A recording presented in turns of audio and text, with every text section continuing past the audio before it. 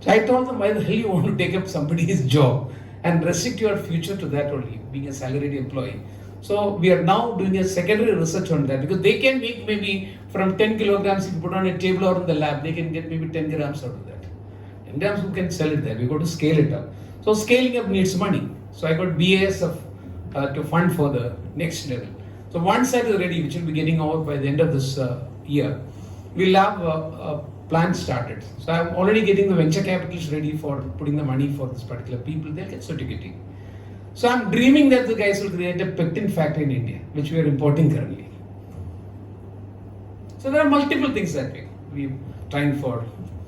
Aircrafts are going to become maybe not the way of transportation. Air balloons, which were already thought through. The research happening on that also. You can take maybe 5,000 people in a balloon. Not the one that you're used to seeing in the hydrogen one. There are other technologies for it. So what is needed for the future is what we need to be creating technology. So that's about something we're working on. Only to add on to what you are thinking, I mean, I've not done any research on your company, but I do know certain factors to talk about. I hope you guys have read about, since you're reading the news every day or every week? Every day at 10:30 it happens. So you have a literate community as far as this kind of general information is concerned. Your country has become the 5th largest economy. That's read by somebody, I'm sure, in the last 1 week.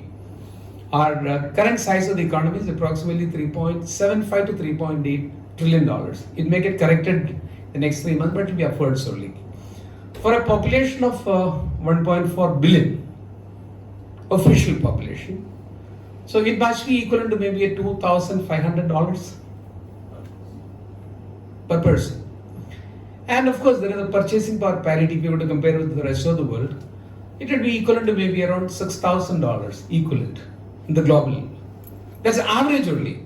I mean, of course, there are people in Bombay who may be having a per capita income. I mean, their family per capita in that tall building could be, multi-billion or I don't know how many billions also.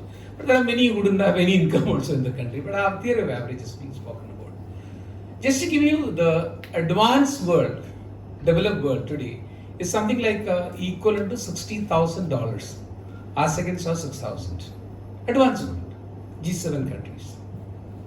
So we have a long way to go, because the people like us feel we have everything, but I don't think so. We need to be lifting a lot more of Indian poor people upwards. For that, we need to be producing a lot more.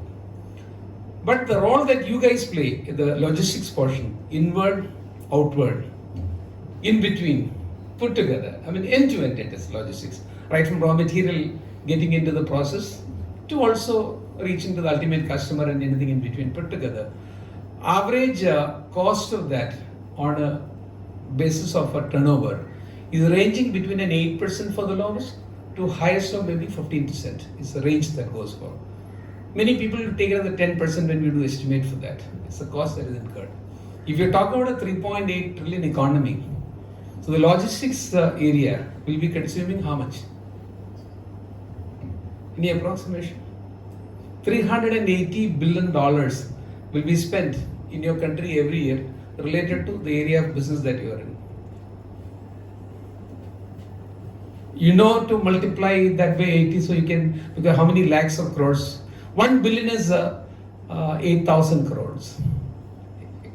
So 380 into 8, I'm sure he's doing the calculation. That number will have so many zeros, it will not be easily possible for you to be. Yeah, correct. Say 10 billion is equal to 82,000. 100 is equal to 8,20,000. So 3.4 times, let's say that.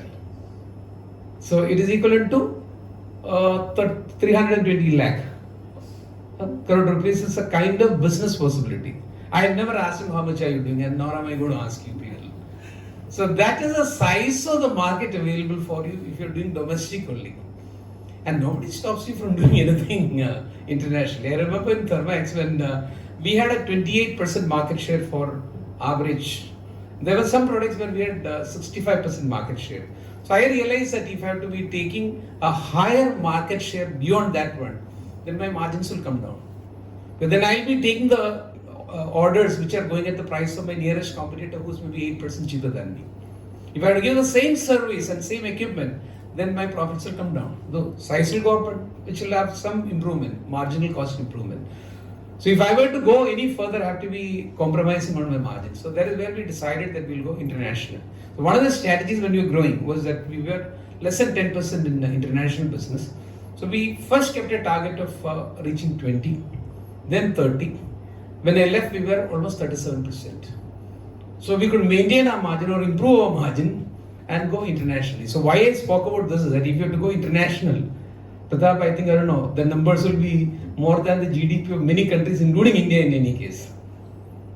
So it is a great opening available for you, because this is today or yesterday's paper, it showed that